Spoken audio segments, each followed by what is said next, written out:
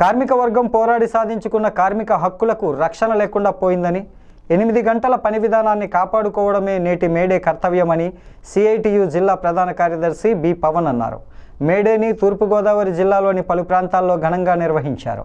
CITU జిల్లా కార్యాలయం వద్ద సీనియర్ నాయకులు టిఎస్ ప్రకాష్ ఎర్రజెండాను ఆవిష్కరించారు.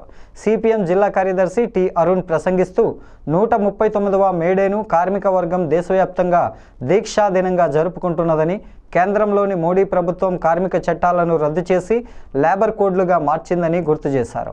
లేబర్ కోడ్లు పార్లమెంటులో ఆమోదం పొందటానికి వైసీపీ, టీడీపీలు మద్దతు ప్రకటించిన అంశాన్ని అరుణ్ గుర్తు చేశారు. పని గంటల కోసం కార్మిక వర్గం సాగించిన పోరాటం, వారు చేసిన బలిదానాలు, త్యాగాలను అపహాస్యం చేసే రీతిలో మోడీ ప్రభుత్వం 12 గంటల పని విధానాన్ని తీసుకువచ్చిందని అన్నారు.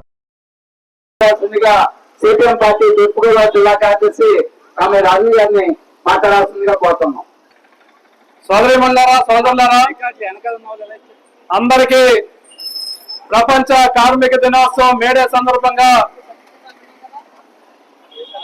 సిఐటియు కార్మిక సంఘం తరఫున, భారత communist party, Marxist, CPM party తరఫున మేడే శుభాకాంక్షలు తెలియజేస్తా ఉన్నాం.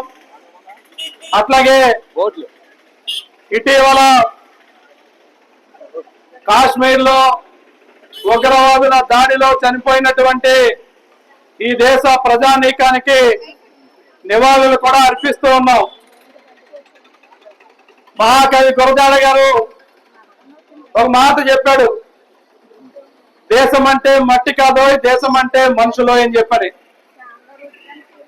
ఈ దేశంలో 145 కోట్ల దేశంలో ఎంత దుర్మార్గమైన మోడీ ప్రభుత్వ విధానాలు ఏవైతున్నాయో ఆ విధానాలకు వ్యతిరేకంగా మే 20వ తారీఖున దేశవ్యాప్త కార్మిక సమ్మె, దాంతో పాటు రైతాంగం, అనేక మంది వ్యవసాయ కార్మికులు, సామాన్య ప్రజానీకం కలిపి మే 20న దేశవ్యాప్త సమ్మె బంద్ కార్యక్రమానికి పిలుపవడం జరిగింది.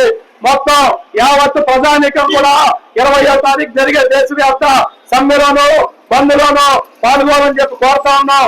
అంతేకాదు ఈ రోజు ప్రపంచ కార్మిక దినోత్సవం మేడే సందర్భంగా ఇవాళ ఈ ప్రాంతంలో ఉన్నటువంటి కార్మికులు, కష్టజీవులు అందరికీ కూడా మేడే శుభాకాంక్షలు తెలియజేస్తా ఉన్నాం.